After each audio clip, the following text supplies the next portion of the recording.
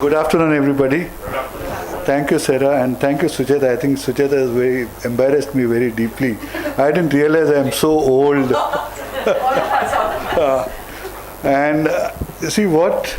I think this title, there is a caution I must attach to that. That word safely is very relative. Okay. Nobody has yet found it. I wish I could still find it. And I am still learning. I think what we do is we read a lot, we talk to people a lot, we meet them a lot. So books are the infinite source as far as I am concerned. So if there are some books on sale, please grab them, I would say. The topic was given to me was to explain ratios. I don't know whether the audience here really wants to go into each and every ratio and really understand, because a classroom is not a right place. So what I thought was I will go into some of the ratios, what they mean. There are one or two of them which probably we should be looking. So what happens is we use financial ratios as a one more tool. See, when you are going to pick an investment, there is no one science or one formula by which you can say this is a stock, I must buy this and this will go 3 times. If it was doing all those things, I don't think I'll be here talking to you all. We're still trying to find that magic. What works? So let's go back to the beginning. What are we doing when we are buying a share? Do you have any idea? 9 out of 10 people think it is the quickest way to make money. And it is a quick way to make unearned money. Unearned because you don't work for it. You buy it at a price and somebody else buys it at a higher price. Correct? Have you added any value to it? Have you worked on it? No. Have I worked on it? No. Nobody has worked. So here, what are we trying to do when we are buying a share? Very easy, because it's very difficult answer to give. If I tell you, you bought 100 shares of Tata, what does it mean? It means nothing. But assume tomorrow that there is a newly started company and you are buying all the shares in that company. It has got only 100 shares. Does it change anything for you? Yeah, you become the owner. You become the owner, correct? And you may either run it or you may have a manager run it, correct? So what do you do when you buy 100 shares of Tatas? You are a part owner and you are trying to say that Tatas is a good manager, I trust him. That is the one way to look at when you invest in shares. Now your attitude to investing will change, because now you started thinking beyond the price. Otherwise, I am saying I buy at 80, the guy has told me to buy it, it will go to 100. Okay, after a few days I find it goes to 95, I wait for 100. And then 70, it's a long-term investment now. So this is how all of us accumulate so many shares. So this is one approach I take. Then second, why do I put money into shares at all? Better than the chemical. Sorry? Hedge against the inflation. Hedge against inflation. Any other reason? Or what is the logic behind putting money into shares or into somebody's business? Earning profits. Earning profits. Dividend is tax. Dividend is tax free, whatever. So what you're actually looking for it, that this businessman, on the rupee you invest, will make more returns than what you can earn by keeping it in a bank. Am I right? Yes. Okay, the stock market is only an indicator of price, and the price is decided by so many different things. Today the stock price of a bank called Axis Bank went up 13%. You know the logic? Yeah. Because the FII limit was increased. Has it changed anything in the bank? Nothing. It is only you think you got a new Bakra to buy that. There was nothing which changed in that. But before you invest into Axis Bank, what should you have thought? Saying that, yes, that bank is going to make more money than keeping money in the bank deposit. So there are measures for that. So what do you do when you see a balance sheet? See, a balance sheet is a piece of history. It is a static record. You don't know what is going on in the company. You don't know. Somebody is giving you a snapshot. You have a balance sheet which is a statement of recorded assets and balance sheets as given by the management, and on that basis the auditor certifies it saying this is this, and you get it on September 30th. Nowadays you don't even get to read it because it's on your email. Correct? So 9 out of 10 people don't read it. Let me be very clear. So even if it was in a physical copy, if you are getting bored, your wife is shouting at you, you'll bury your head into that. But today you don't read that. So one is you're getting it 6 months later as to what they had. So many things on the basis of somebody else. And then you have a profit and loss account, which is again a summary of what happened during the year. It doesn't tell you who the customers are, did they get new customers, did they lose any customers, nothing. So it is again an approximate state of financial health. And what do you trust? After Satyam, you don't even trust whether the cash balance is right in that. Correct? Bank FD. Bank FD. So you see a balance sheet. So ultimately what the balance sheet doesn't make sense to us. And what is ratio of what I do as financial analysis? There is a numerator, there is a denominator. So I can take any number at random, put it on top, put it on bottom, I got a new ratio. Correct? So we have, actually there are only 2 or 3 very relevant ratios. All the rest are more complexities to justify the existence of analysts like me. Otherwise we wouldn't have worked. We will have to say that this is a very exotic ratio, things like that. The financial analysis part is very simple. But before that, the homework you do on what are you buying, what is the company doing, what the management is, I think they become very relevant, because what happens is in the balance sheet there is a profit which is reported. Now that profit is attributable to all shareholders. Correct? And whoever has how many number of shares, proportionately you say that's my share, my profit. But the promoter, is he thinking the same way? He has so many ways of taking out money from the company. So his return on investment is far greater than what you and I will get. So this is a constant battle, whether it's US, India, everywhere it's the same. It's not that only India, because we are in India, we see Indians. If you go there, we'll see the Americans doing the same thing. So there's always a question of trust. So there is a question of faith. You trust somebody and put money in it, saying that both of us are on the same platform, that is to increase the value of this share. So if the promoter is having the same goal, I am happy to be with him. And I look at the business, I look at whether this business will stay 5 years, 10 years into the future. Do I understand it a bit? Or so most of us don't think about what shares we are buying. It is most often we think deeply for about a month or so that I have to invest. You take serious interest, study about 20 research reports, some economic times, everything you read. Finally, when you actually take the call, it will be based on the last tip you got. You analyze your investment decisions and see where it is. Most probably 9 out of 10 cases it will be like that. You don't make a short list or a homework and say, I want to learn, then I will make a short list, and after that, at my prices, I will buy or sell. Sorry?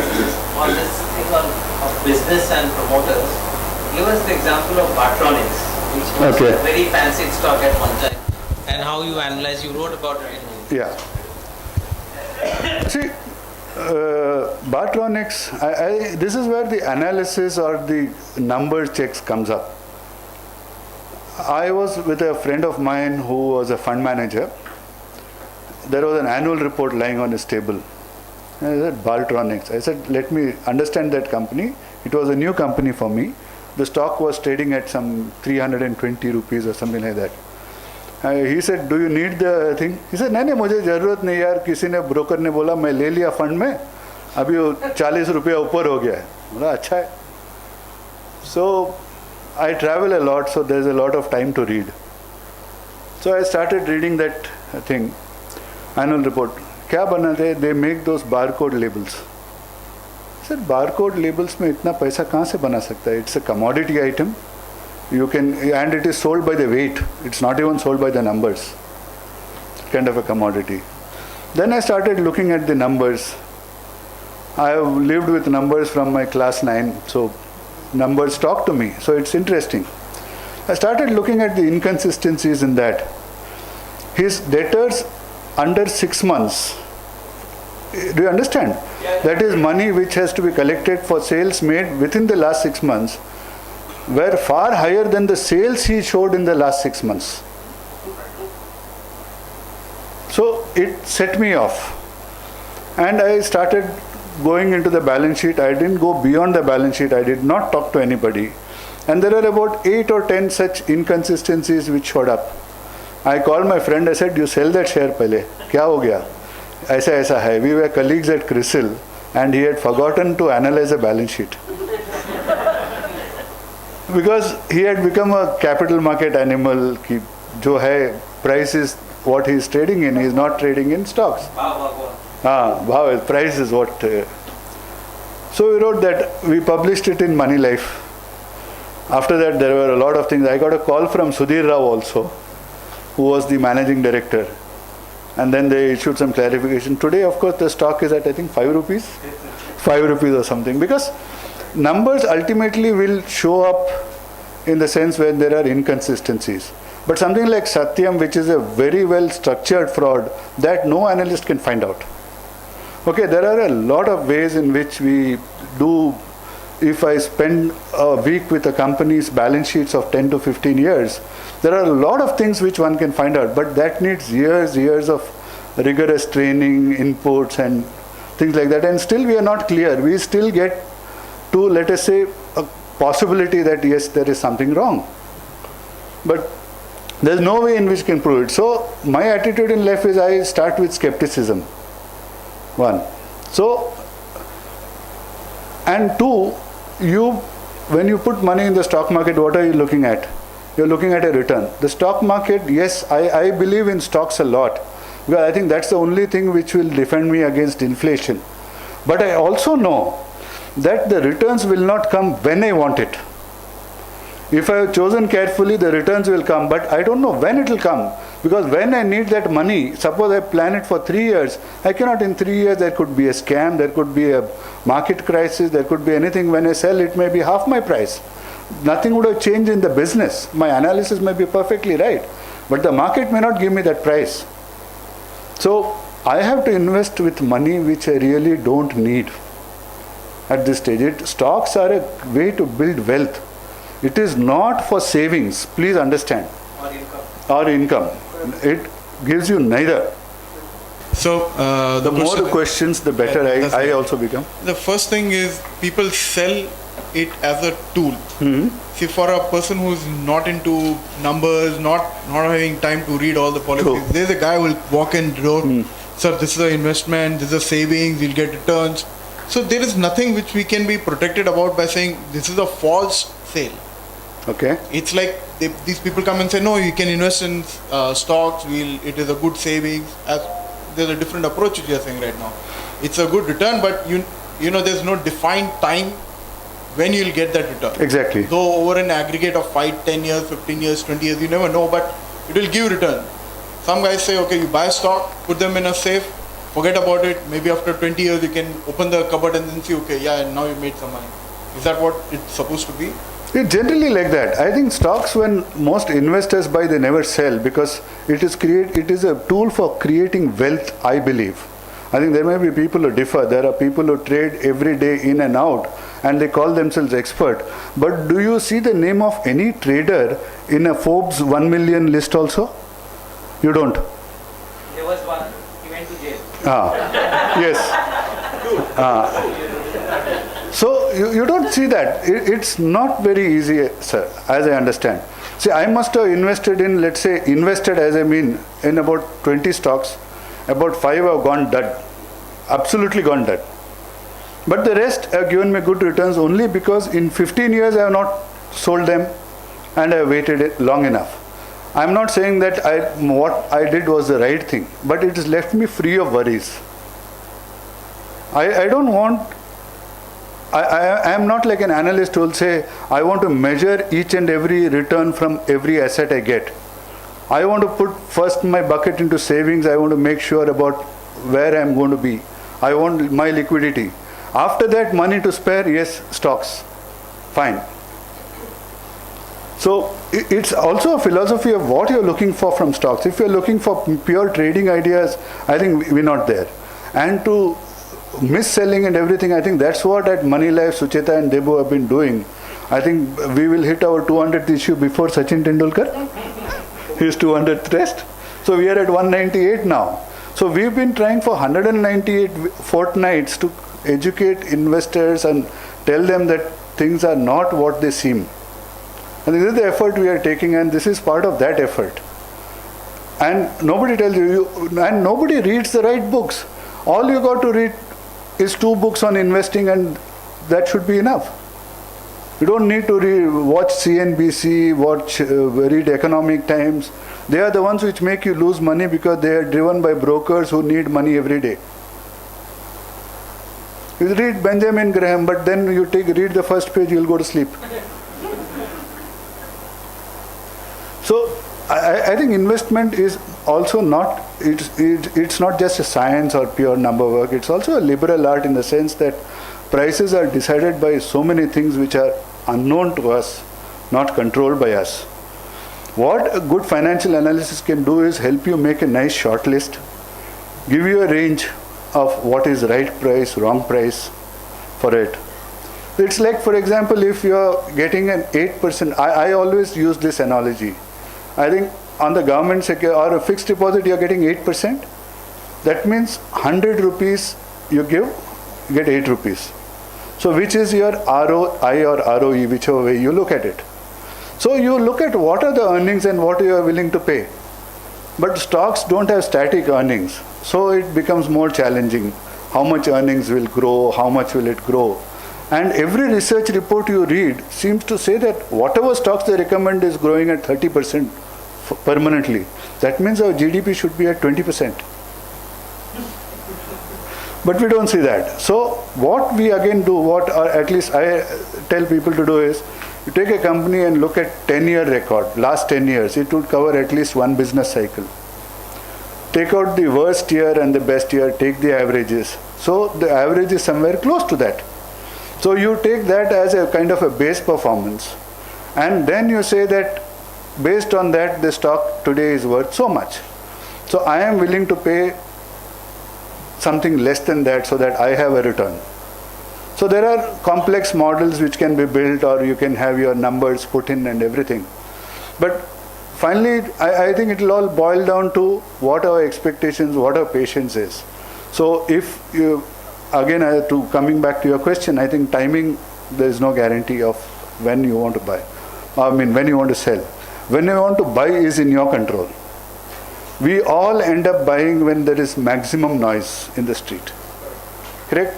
And that's the time, I think, when prices are high, everybody is happy, I think. But we forget to sell because our happiness is not completed. So today I just want to take you through one company's balance sheet. I will not go through too many complex ratios. The sheet will be a little scary for people to look at because it's 10 years of numbers with ratios and everything. So I'll just come back to 3 things again in ratio analysis. What I look at in a balance sheet or in a company financials can be divided into 3 groups. One is I will divide the data sets into earnings. That is measures for comparing the income or the revenue. How do I measure the income of a company? The second is I want to study the balance sheet in terms of what assets, liabilities are. And third is what I call as the cash flow. Because cash is what I think is real till we saw Satyam. There also I am proved that it's not real, so I have to take a call. I think Infosys with Narayan Murthy and everybody, maybe yes, they have cash. Tatas, they have cash. Others, I am not so sure. So it's that kind of a thing. And then there will be a lot of checklists and things like that which over experience you will get. You know, a good company, if it makes so much money, why doesn't it give dividend? You will start questioning. So these are things you must, or pay tax. If somebody is paying only 10% tax or no tax at all, that means in his income tax books he is in a loss. So he is only showing some accounting manipulations to show an image and then raising more and more money from the market. I'll tell you the example of opto circuits, which was a favorite of the darlings. About 2 years ago, I started looking at the annual reports of that company for 10 years. And what I found was very scary. In 10 years, that company had bought 15 companies. Now, to my knowledge, not even a single acquisition in the world has worked well. Even if you acquire one, what happens is either that business is shut down or it ends up killing this business also. And this company in 12 years has bought 15 businesses and claims to be happy. I went deeper and deeper. Some of the things which where I smelt something wrong was they gave the number of employees and the average wages. I took out the management salaries, and the average wage for somebody they were in medical equipments, diagnostics and all that. The average wage was 7,000 rupees a month. I said, they must be less qualified than my driver to make all these medical kits. So start thinking like that. So one by one I went. Then I looked at the cash flow. Each year the cash flow was negative. The sales are growing, but so are the debtors are growing even faster. The stocks are growing even faster. So all that at the end of the year, they had no cash. So every third year he was issuing new shares. He was surviving on that. He was paying dividends, everything. So we pointed this out. About a year ago, finally people realized, and now that share is from again some 600 it had gone to, it's come down to 25 rupees, 23 rupees. But these are frauds. They can be sustained for long periods, believe me, this kind of frauds. So it's important to pick companies with history and understand a bit. Okay, today you're picking up, if you want safe investing, there are always these multinational companies. They are very expensive, but you will not lose your shirt, let me tell you that. So coming back to these three measures, first let me talk about profitability, how I measure and what you should be looking at. There are a lot of numbers, and these are very, very simple things which I looked at. Okay. This is a company, I have taken the last 10 years performance. This is in rupees crores, this is a real company, not a case study or anything like that. So you have the sales growing from 8,000 crores to 80,000 crores. Okay. No, that's fine. Can you all see? I think it's too small at the end, but for the last few rows, I don't think they can see. Okay. But there is a sea change in 2007-08. That's because they acquired a huge company, several times bigger than themselves. So the sales shows a huge jump. And this is the first 4-5 lines just show the summary of where they made their money or how much they made. Okay, so what I have done is this last column shows the compound rate of growth for the last 5 years only, because from 10 years it would be misleading because it was a different structure altogether.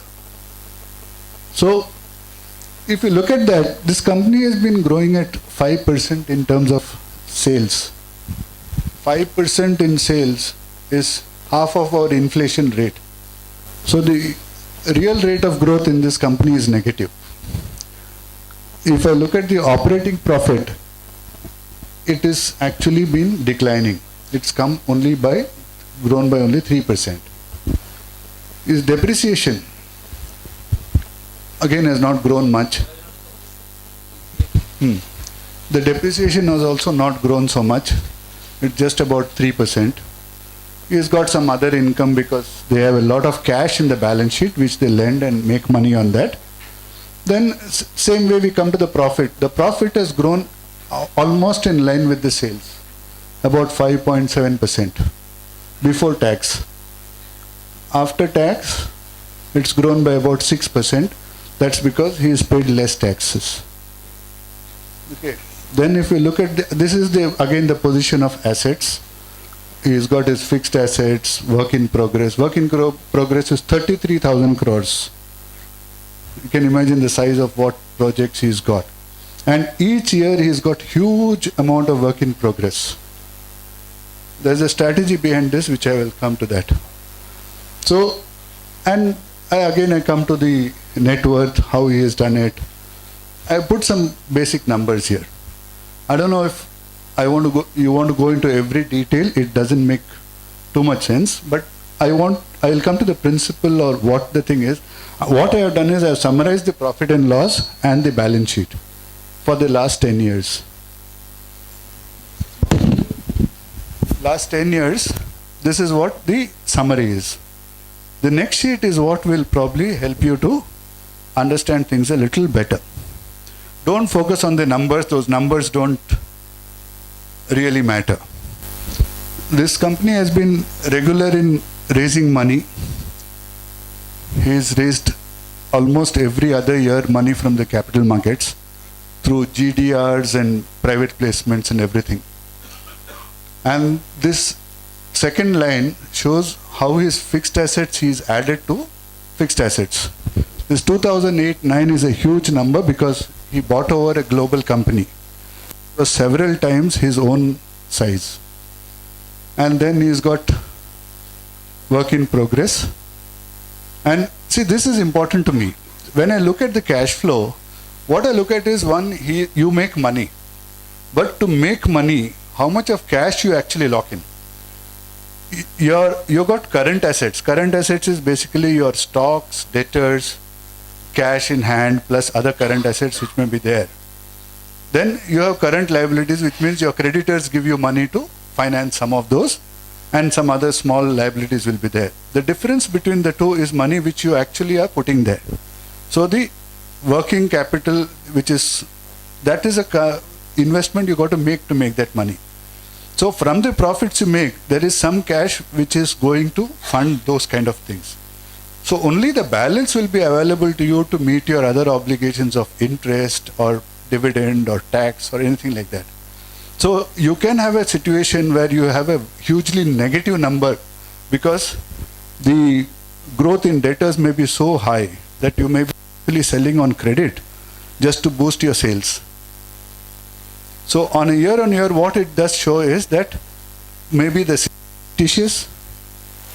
There was a company called Moser Bear, which I had really studied, and there the cash flow analysis showed me where the fraud was. What the company used to do was, they were selling those CD-ROMs. I remember those CDs. The printed MRP was 145 rupees. I looked at the balance sheet. In those days, you had to give the quantity and everything. So multiplied, I got an average realization per CD of 120 rupees. And in the marketplace, I also bought those CDs. They were available at 35 rupees. So I said, this guy is accounting for sales at 120 rupees. Then I looked at the data. The data number was huge. What he was doing was, he would sell, let's say, 100 CDs this year. And he would invoice them at 120 rupees. Next year, he would give them a discount of 100 rupees on that. And it would come back as a selling expense. So next year, he has to show higher sales to cover that. So he will show, I sold 200, then 400. Then at some stage, he could not do that. So the whole thing came. But the cash flow gave the true indicator because the increase in debtors was so much, flow was becoming negative. That was much later. Yeah, and Warburg had invested it when they saw this. So people don't do basic homework. So after that, I look at what cash is left after this current assets you put money in. So I take this as, let's say, the cash accruals from that. From that, I pay interest. Now, everybody sees interest as a number. You have got loans as a number. So now I one step and try to check that also. I'll come in the next slide on that. So this company has got 56,000 crores of debt. His average cash accrual has never crossed 6 to 7,000 crores. So how many years will it take to repay this without interest? Okay. But he will say in future, because he has got 33,000 crores of work in progress, on that he will earn more money. But given his past record, I suspect that. So he will have to either raise more capital or he will have to change the debt. And this company has a lot of global borrowings. On March 30th, whatever was the exchange rate, that's the rupee value there. So now you can imagine that debt, which was $10 million, would be probably close to about 30% higher than 20% higher than that. And then he's got debt. Each year he's raised huge debt. 15,000, 11,000, 5,000. Then his other income is what he gets on his treasury, what he keeps in cash. He's got investments. These are basically locked into other subsidiaries where he has put capital. Because he has global operations, he has got something like 48 global subsidiaries. Okay. So I take the cash accrual, reduce the change in current assets. So this is what he had, 2,700 crores. And if I knock off depreciation as an expenditure, see, depreciation to all accountants is a non-cash item. But if I have a machinery which lasts for 10 years and I want to keep it in the same shape for 10 years, shouldn't I be investing at least that much in overhauling or renewing that? So if I take that also off, he has got negative cash flows in 2 out of 5 years. He could not even afford to renew his machinery, technically speaking. So from that I reduced dividend. In 2 out of 5 years, he is paid dividend out of borrowings and capital. So what I also do was, he had 56,000 crores of interest. And I took his interest cost as stated in his balance sheet. Understood? Yeah? I said, what is the percentage it works out to? I find that he is incredible. He's borrowed money at these kind of rates. 4%, 5%, 7%. How is it possible? It doesn't matter, but ultimately you're translating it into rupees. And global also, nobody is going to give you money at 3% and 4%. What he's done, I read the notes to the account, is that contrary to normal practice, he capitalizes interest. He adds it to asset cost, saying I have borrowed to buy this table. Therefore, this 100 rupee table is now 100. Yeah. First is the assets. Now I start doubting whether the assets are worth what he's, and his profits are overstated. So I check that. And whereas his income, he's earning phenomenal income on his investments. And he is not investing in equities or in the national spot exchange. This is all from liquid funds and fixed deposits. So he's earned this kind of money. So there he could have easily used this interest which he got to set off those costs. No, he has not done that.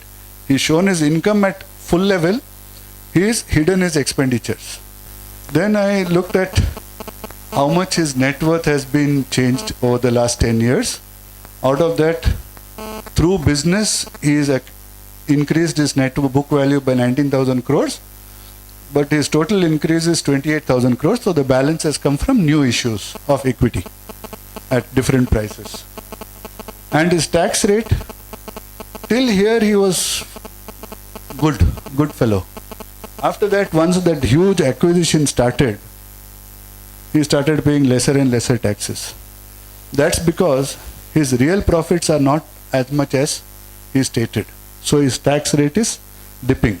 That's how he's been showing profits. I'm trying to tell you that I look at the cash flow, then there are also some stories within stories here.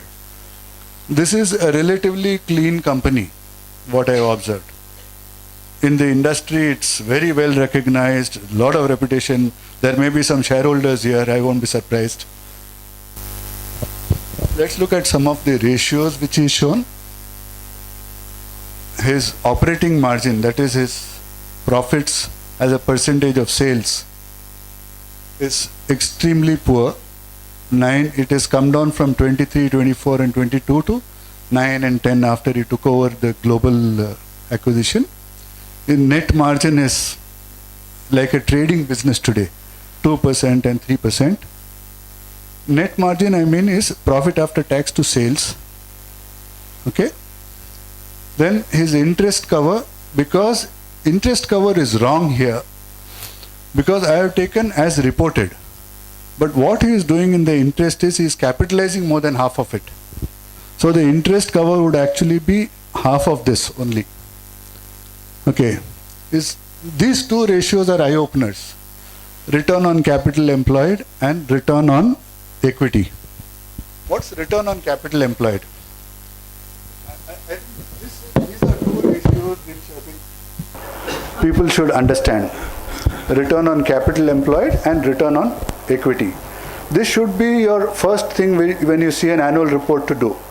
I think this does not require great skills, needs a calculator and a piece of paper. That's all. Return on capital employed. Now what is the capital employed in that? There are two parts to it. One is your own money, which is represented by share capital and reserves, correct? The other one is borrowings, correct? Total borrowings. So add the two numbers, you got the denominator. Okay, and what should be the top number is your profit before tax plus interest.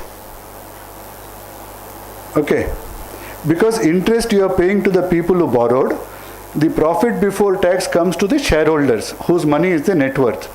So it is a very logical ratio, very simple way to measure profits. Saying that I earn so much money before there are two sets of investors in my company. One is the lender, which is basically shown under borrowings, long term and short term. Other is the net worth of the company, which belongs to the shareholders. So the money to give them is one, I pay them interest, and the others get out of the surplus any dividend. I ignore depreciation in this. Okay. So out of these two, so logically, if you are putting money in the bank, what is it that you expect? You are getting 8% or 9%. If you are a senior citizen, ex-bank employee, you will get 10.5% today for a 5-year deposit. Okay. So in a business, shouldn't the business be getting little more than that? A lot more than that, to my mind. Okay. This company's average is pathetic. It is 8, 7 and 6. Now, would you be running this kind of a business if you had your money to do? You wouldn't be doing it. But the promoter is doing it. Why?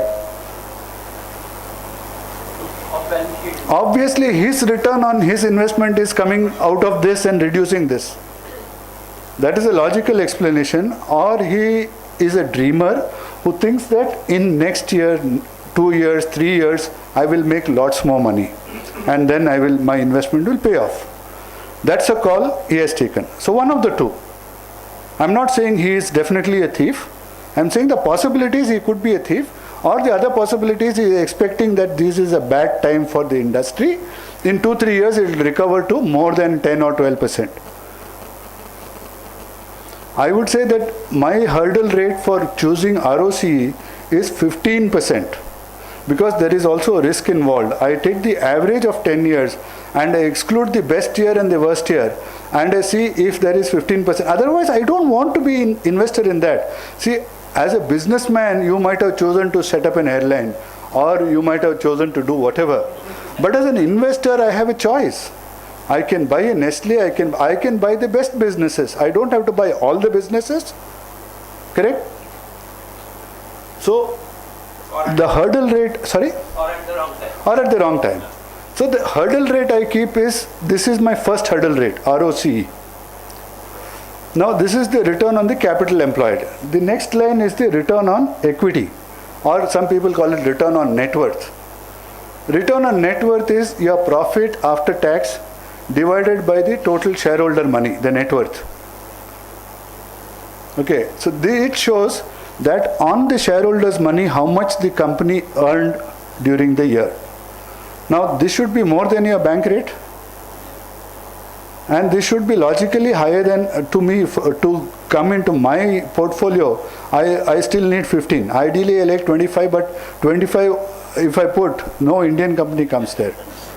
Absolutely no Indian company comes there. So these are the two main things I use as to prepare my shortlist. After that, the rest come. So I can run a program on the whatever system you have and say shortlist those companies with average ROE. I again look at average ROE, not at 1 year, because 1 year can be an error this way or that way, but I look at 10 years. Ideally, I should be looking at longer, but I don't have the resources and the database to go there, because even the balance sheet numbers you get today from standard databases are so corrupt and so wrong. I have a problem. Bloomberg, I can't trust the data, can you believe? The book values are all wrong in that. So these two become my starting point. Okay, sorry.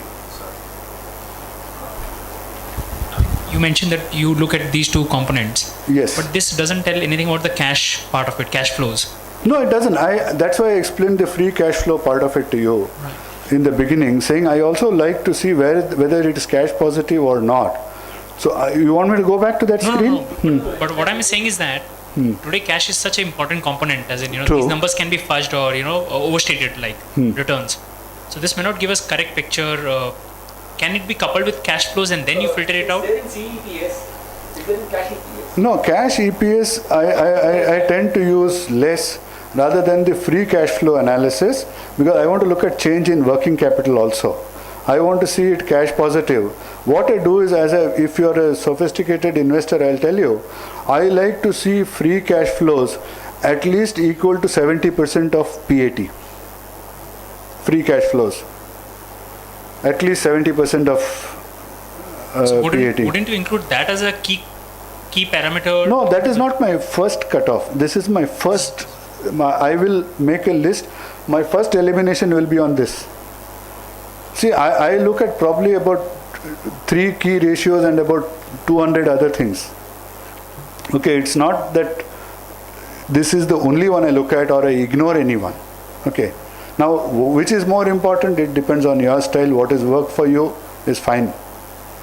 Okay, this I am saying is what my selection is. What I do is my way of selection limits the universe to a very small number. You might miss a lot of opportunities. You will miss companies with no track record because I don't know enough about their background or anything. I can't do an analysis. So if I put in a new company, what I am doing is I am putting venture capital. So I look at it that way, whether I want to punt or not punt. So I look at it that way. So mine is an ultra conservative approach. You will probably make far less money than by going to those fancy PMS managers who give you fabulous returns. I think next issue you will know. There are other things. These are like memorandum information for me, which I start to use to look at my detailed spreadsheet. I just want to look at this return on capital employed, return on net worth, free cash flow. These two things, if I can get across to you, I think you've got more than half your back. Debt equity, I like to look at. I don't like these kind of debt equities. According to me, it's too high. They don't help you to survive a business cycle. 1.5 times, 2 times. Though I think this company goes on the arrogance of its group strength, I think. Anyway, this company is Hindalco Limited, Hindustan Aluminium. The share is trading at 105, 110, and the promoter is so convinced about these numbers that he is putting in 2,300 crores at 150 rupees a share. So he knows something which you and I don't know. See, there are a lot of other checklists I use. The promoter shareholding in this company is very low.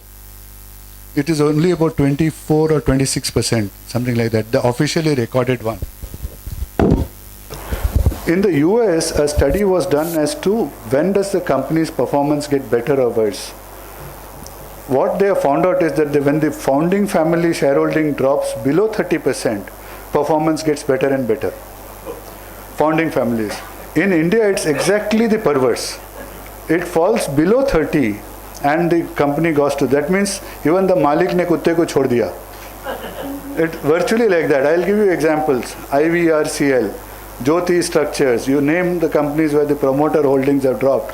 Means they have seen the ship to be sinking, they have sold their shares and got out.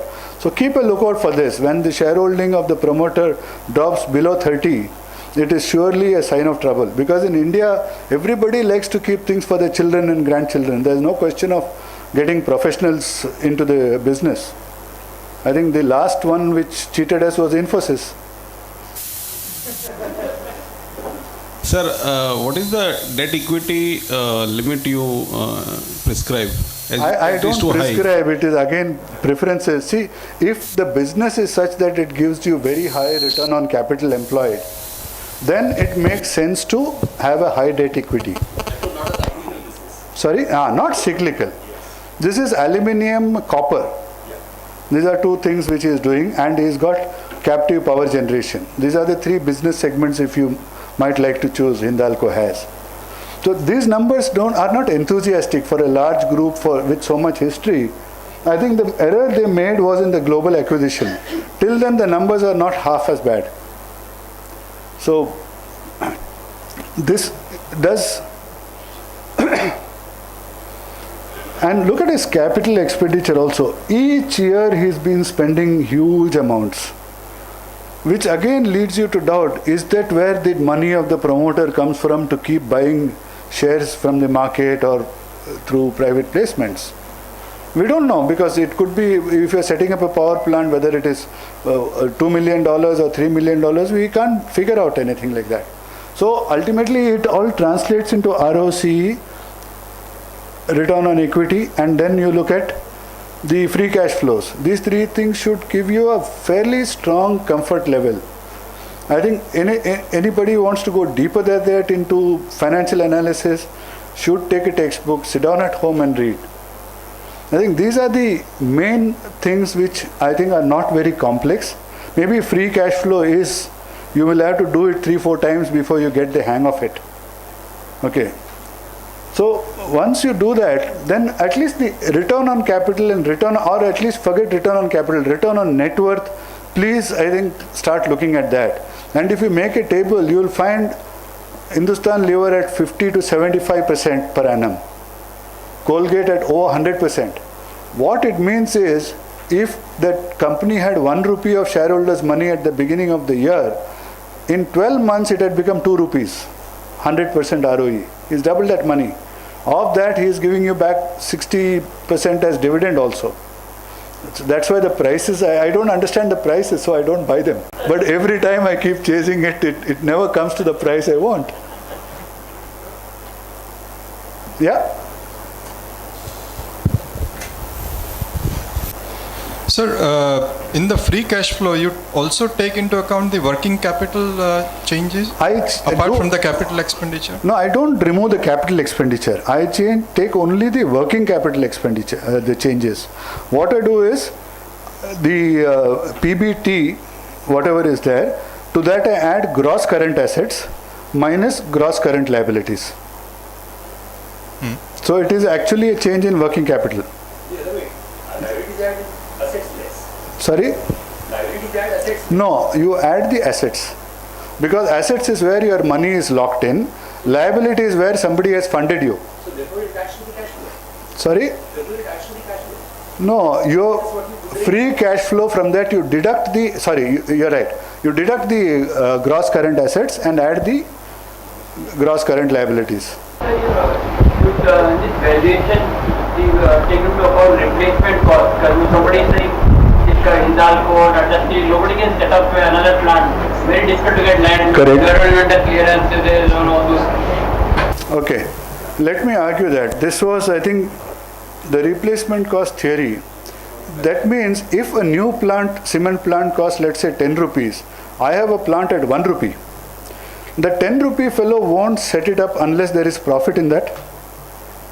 Otherwise, he is fool to set it up. He won't compete with me. Now, at that same price, if I sell my product, my profit should be at least 5 times what he is making. So that measure you will see in the return on net worth or the return on capital employed. So don't fall for that trap. But typically, if you see, actually you raised what I do also is, Debu, I look at companies into two categories. One is companies which you value on the basis of profit and loss, and other is companies which you value on the basis of assets and liabilities. Most of these cyclical companies like Hindalco or SAIL or anything, you do value it on replacement cost. The assumption is that in a bad cycle, the market penalizes them so much, you get it far below replacement cost. And if you can find something at, let's say, 50% of replacement cost, there is a reasonable hope of making money over the next 3 to 5 years when the cycle recovers. For example, I don't know whether you looked at SAIL recently. It is at 20% of replacement cost. When the cycle does turn, hopefully it should make more money. So that is one. There are companies like a Lever, Nestle, Colgate, which have no assets. So you value them on the basis of the balance sheet on the earnings. So if you want to actually extrapolate the future of Nestle for the next 10 years, you will be close to 80% correct. What you do is you take this year's profits after tax, put that number there. Then you assume that they will make definitely a 50% return on capital, return on equity every year, because they have never fallen below that, let's assume. So you add to that 50%, from there you pay a little bit of dividend what they have been paying, and you project it same way for 10 years, you will get an approximate number. Then you see at that time what kind of P's will be there, what kind of return you can get. That's a way to evaluate. But what I mean is, if you are an investor, one is, I presume you have money ready. Two, you will buy only when you like something at the price you want it. It is not something saying that every year I have to put so much money into the stock market. Then that way it doesn't help. Okay, you have your small SIP, that's fine. That will give you your index returns. The index returns could be what, 12%?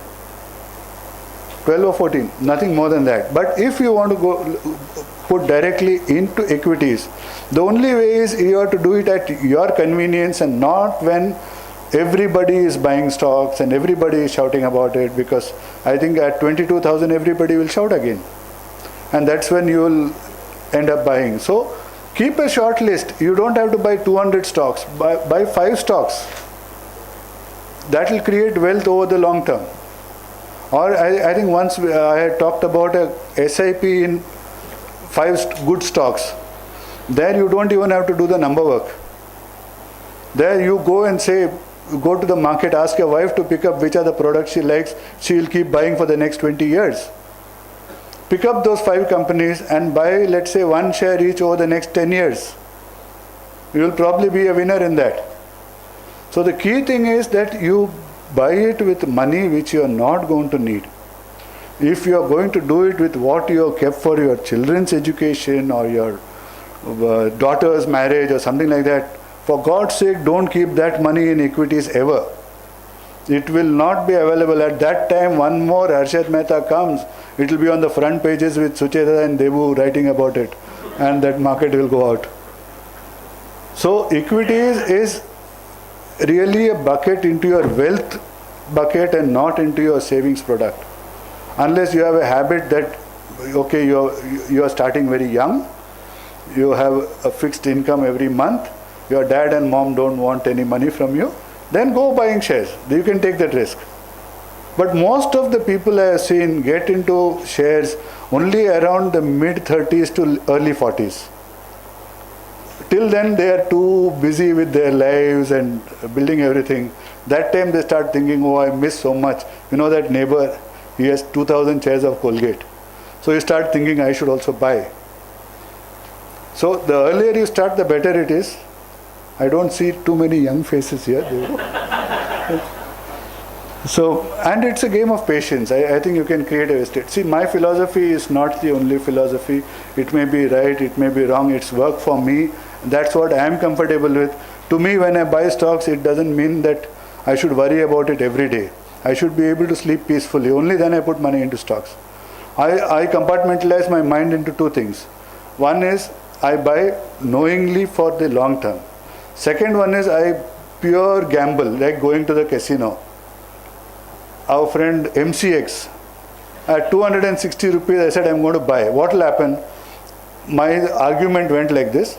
I said, he will probably be deemed to be an unfit and improper person. He will have to sell that company. The business is still viable. And hopefully when one bank has been robbed, the other bank becomes the other branch becomes safer. So MCX is a clean place. Somebody will buy it up. I bought the share at 260, let's say. My downside I calculated is 260. So I'm willing to lose that. So that is the other bucket which one I keep in my mind. And that I don't know when I'll sell. I may sell it at 500, I may sell it at 700. But it's definitely not a for keeps kind of a bucket. So I keep my mind. So I don't sleep. I mean, I don't lose sleep on my stocks. I don't, most investors have what is called, very interestingly, it's called the light in the refrigerator syndrome. Most of us suffer from that.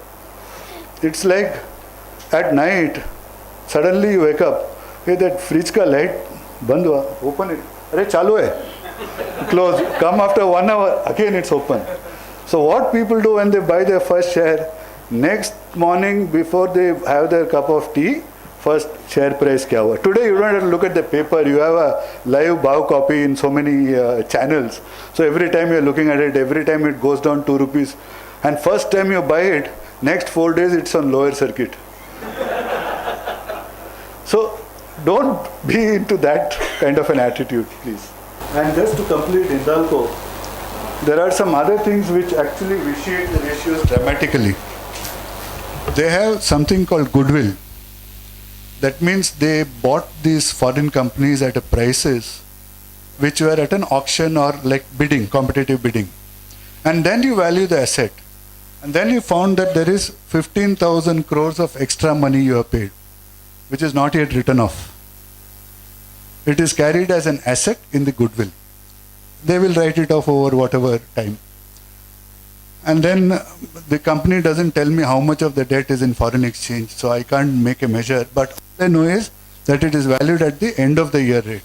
So that means if the rupee is depreciating, I know this figure is higher. And this company is reported book value is 184, and according to me, it's not even 104 rupees. And the foreign exchange, you look at it, they got global companies, global things. I thought they would be foreign exchange neutral.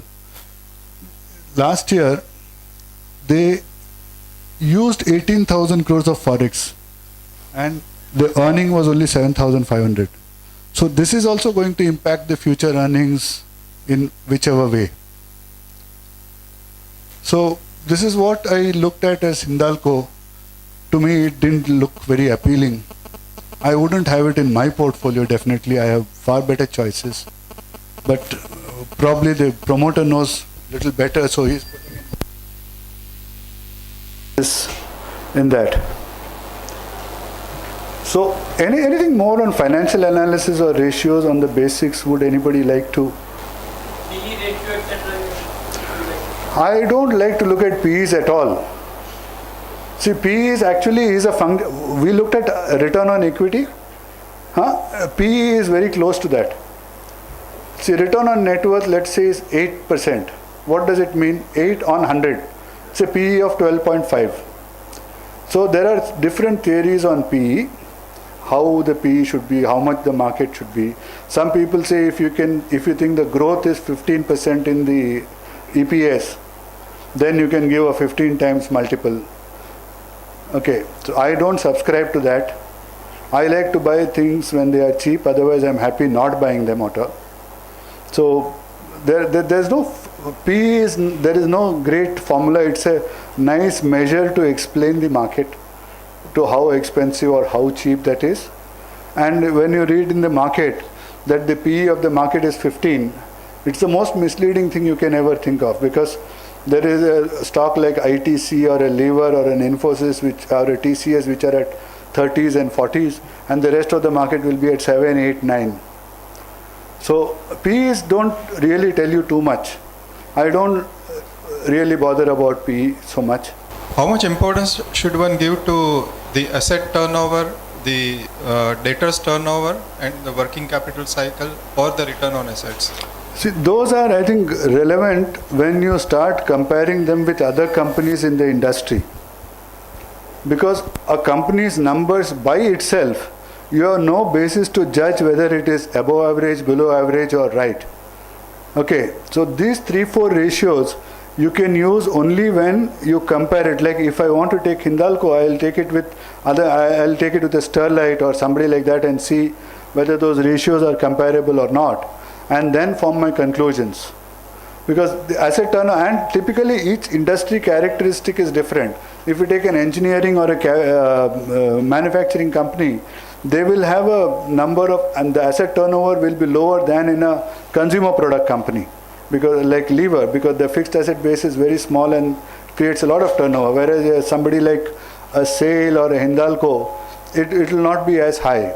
So these are the general ratios which you will take, but you will use them when you are comparing 5 companies or 3 companies in the peer group. Actually, companies in the same business. In the same business. For the C companies, it will be similar. Similar, it should be. Tells you who is more efficient and who is less efficient. True. See, the ultimate efficiency, whichever way you say, I have the shiniest steel, I have the best steel, it should translate into the bottom line. So don't get carried away by a lot of hype saying that we have 10,000 outlets, we have 20,000 sales guys. This is the hype which people get carried away with. Ultimately, if you don't make money, because why are you investing? Are you investing out of patriotism or love for somebody? No. You are investing it because you want your money to get you some return. So be hard-nosed about it.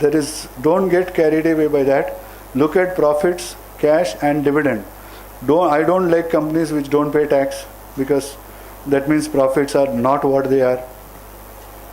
Go for companies which pay tax, they give you dividends regularly. And in India, we will not find very high dividend paying company, because most of them, except for the multinationals, the Indian companies are still in a growing phase. So they need to conserve capital to grow more also. So they will probably have a lower dividend payout ratio. Whereas the multinationals, they are in consumer products, their investment needs are not very high. So they will pay out far more dividend than the other Indian companies. If I do not have the literacy that you explain, how, who can I or where can I turn to know which stocks to pick? This is a fundamental. See, I understand. This is a dilemma. Who can I trust? I think in money matters, don't trust anyone. I would really tell you. Money life also? No, but we don't give specific stocks. They have Okay, specific stocks. but then you follow the discipline which they tell you. He gives his column with specific buys, specific time to sell. Follow that. And an annual report of what his stocks has also done. I think you can trust, because there is no broking activity here, no merchant banking here, there is no vested axe to grind. And you all don't pay us anything also. No, which is right. I think you follow that. Or if you're doing a monthly buying of stocks, you're going to pick 5 stocks, then don't bother too much about which stocks you are looking at. Look at the quality of companies, look at what products they have. That is one way to buy. But I think this is a good recommendation. But then make sure you make it a regular habit to read about that company, what he is saying every fortnight, and follow that advice. Sometimes he will tell you that I made a wrong call, but get out. So don't stick to the thing. There are a lot of people who are like the old LIC of India. If I bought at 100 rupees, I cannot sell below 100. They have that, and that is where everybody goes wrong. We all make mistakes. I think everyone makes mistakes. But I think the average has been phenomenal in Moneylife's recommendations on stocks. And I think they are more tailor-made for individuals than institutions, to the extent that you can actually implement those ideas, because I'm sure none of you are going to buy 50 lakhs of each stock. Trendy and those so-called intellectual people who are all focused on these running scripts which are there on TVs and displayed on their phones and smartphones. So you all see this. So the education about how do you do is something which is perceived as, okay, I know it and I won't share it. It's not about saying what they do. No, for that I think you have to take your things in your hand. If you are spending so much time on your job or your hobby, this is ultimately your money, isn't it? Shouldn't you keep aside an hour a week to study about what you do with your money? Can't you do that? There's no correct guidance. I don't No, not correct. There are magazines, there are books which give you some basic thing, but you're not going to become, see this, I have been doing this for a living for 25, 30 years and still I am learning. There's still no completion to that. So, I am not saying everybody will get this, or I am giving you some checkpoints to guide that. I cannot coach anybody because I am not a qualified coach or anything like that, and to do that we have to sit one-on-one across the table. I'll give you 5 balance sheets, le bhaiya entry mar, data entry karo, 5 saal ka there will be 40,000 data entry points. Would somebody be able to do it? That is the passion needed to come out with all these things. What I can share, or Debu or the magazine can share, is our experiences, some kind of checkpoints, checklists, and based on our thing and in good faith, I think the recommendations come. There is a method which is used, and ultimately he measures the return each year and gives it to you. Most newsletters or magazines, they never talk about a recommendation afterwards. No broker talks about what happened to his recommendations of last year. Correct? So to that extent you got a helping hand here. So what you got to do is first is stop watching CNBC and Times, whatever that, Times Now, Times Later, whatever that thing is, and stop reading Economic Times. Then I think you read serious books. I think that will give you that 1 hour in a day. Read some good books, basic books. There are some books which you can come here, sit and read without your spouse bothering you. You can come here, sit and read peacefully. There's a library for all Money Life Foundation members. Just one more question. We are those who are not very experienced and literate, financially literate, are advised to invest through mutual funds. I think that into is equity. But then, right at the start of your speech, you said something, and that made me very nervous. You said your friend who was fund manager, he invested because his broker had told him. No, but you see, the mutual funds have a peculiar problem. They cannot pick and choose at their time and will. They get a flow of money. They have to put it into the market. And they typically get most money when the stocks are the costliest. That's because of what we all do. Okay. But it's not that every fund manager is bad. There are some good funds also. I think look at the 3 or 5 which I think in Money Life we analyze them and carry those funds. I think those are good funds, and we don't take a one day view. It is a long-term view which is taken on the past. Though I think the past is not the best way, but it gives you something about the style and consistency of that fund. I'm sure there are funds like Templeton or Quantum. These are great funds. They will give you the market returns. Direct equities is where you are taking a higher level of risk, hoping that we will get a higher return. So fund managers can be trusted? I would think so. I think the system is decent. But don't go for things like sector funds and the new fashion. And if you are going to put 10,000 rupees in a month, put it in 1 or 2 funds. Don't go to 14 funds. I have seen some individuals having 60 folios, which even a fund doesn't have. They have 2 clerks employed to calculate their own NAVs every day. So, based on these ratios, do you have any spreadsheet which tells us how these ratios translate into a right level of price, assuming that we don't apply P ratios, since you believe in P ratio? Well, that is, I think, very professional level counseling. But typically you can use this kind of a ratio. What I will say is, if the return on net worth, let's say, is average is, let us say, 50%. So, let us say the fair price today should be more or less about 6 to 7 times book value. Okay. So that is a kind of fair value if I get. If I want excess return, what do? I buy it when it is 4 times book value. Maybe if the market provides me something like that, I'll buy time like that. Like in my last issue, we wrote about NHPC, National Hydropower Corporation. The stock was at 16, book value was 22, and it had a 2 rupees plus earnings. I thought it was an attractive buy. It will not go from 16 to 160 definitely. But if it goes from 16 to 25, we have a good return. So there you can follow some thumb rules like that.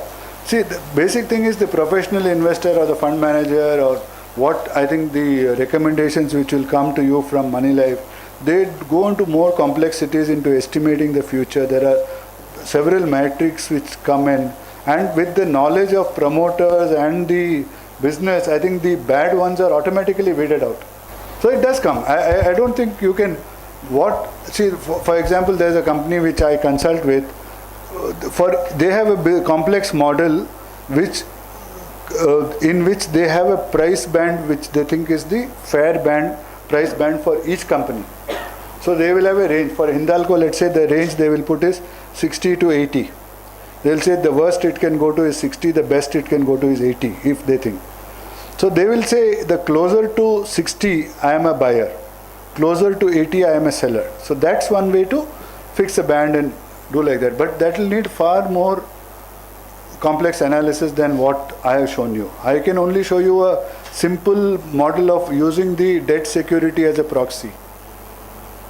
And it is very difficult to find stocks at that price. Very rare. This is something which I just thought I will share with you. Can everybody read it? Yeah.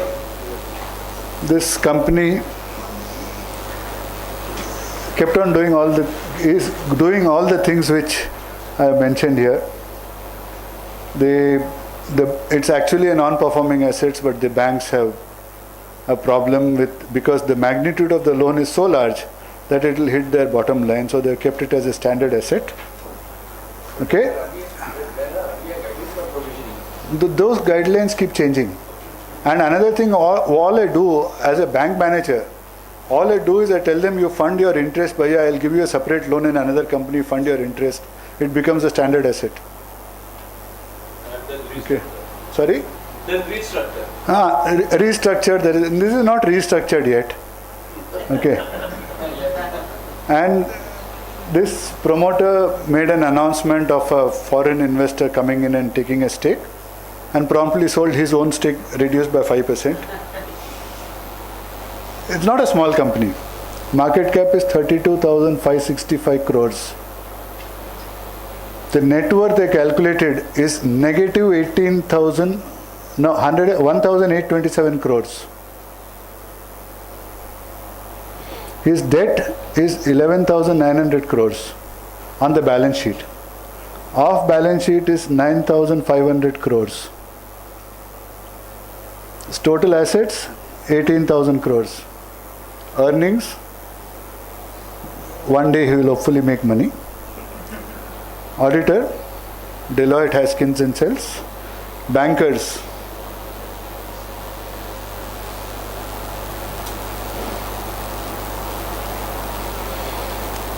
total assets, he's got cash 9,200 crores.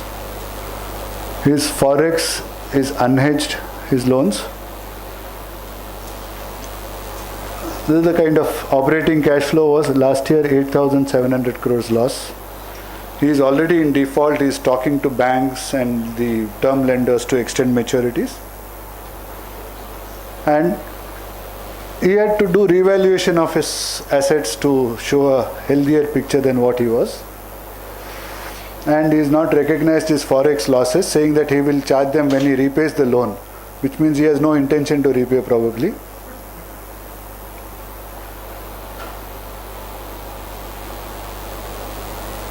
And he revalued land, and that land is not something which he can sell because he needs it to continue his operations and his business.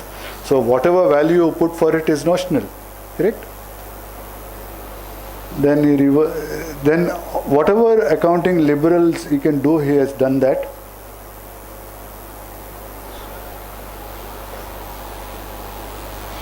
And the auditors have also not done any impairment or anything like that. He's got investments in other things and other businesses and everything. He's got goodwill. And he was also a very smart fellow. Let me tell you, this is Jet Airways. If any company has reevaluated its asset, then you should not go anywhere near that. No, in the old days, a lot of them used to do. Yeah. But today, I think you should knock it off. What he also did was, when you today call Jet, the number for booking, it goes to a call center. Originally, that call center was inside the company. It was company employees. What he did, he has now outsourced it to a company which belongs to himself, his wife, and that is paid market rates. So if it was in the company as such is in a loss, so he would have got nothing out of it. So now there is a call center business which feeds off, and he takes money away from there also. So how many businessmen you know that who do ancillary businesses out of the listed company? They will have selling agencies, buying agencies. No, how does it matter is, if it was inside the company, it would have been at cost. One, there would have been no profit in that. And two, the promoter would not have made any surplus on that because the company is in a loss. Now by taking this outside, he is actually dipping into your pocket and taking something out. It's an expense they're paying. Yes. Salaries and then ultimately goes to him. Salaries, it means cost plus. That plus goes to him, no? Yeah.